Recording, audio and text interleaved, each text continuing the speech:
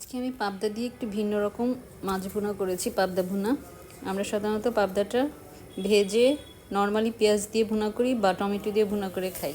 দেখো আমি আজকে একটু তরকারি দিয়ে করছি। তো মাছটা আমি হলুদ, মরিচ আর লবণ দিয়ে অ্যাজ ইউজুয়াল ভেজে নিব, ঠিক আছে? মেখে দেখো ভেজে নিচ্ছি। তারপর ভাজা হয়ে গেলে ওই তেলেই আমি আবার শিমটা ভেজে নিব। এটা একটা আস্তে আস্তে করে রেখেছি, জাস্ট মাছের সাথে একটু ম্যাচ করার জন্য।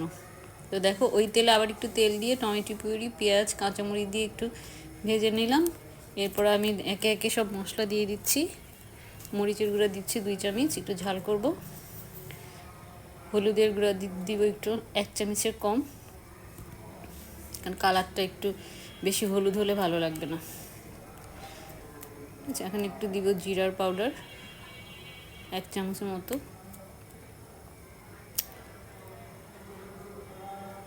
ঠিক আছে, এখন এটা কষাবো। এখন দেখো আদা দিলাম 1/2 চামচ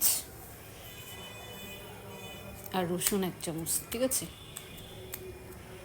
মানে ভরা ভরা 1 চামচ হবে, দুইবারে দিয়েছি, বাট 1 চামচ ভরা দিয়ে দিয়েছি।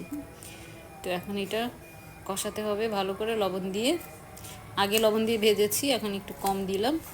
মশলা কষানো হয়ে গেলে ভালো মতো আর একটু পরিমাণ মতো পানি দিব। পানিটা বলক আসার আগেই আমি দিয়ে দিয়েছি, যেন শিম তরকারিটা একটু সফট থাকে। হ্যাঁ, বলক আসার পরে দিলে না একটু চামড়া চামড়া কেমন একটু হয়ে যায়।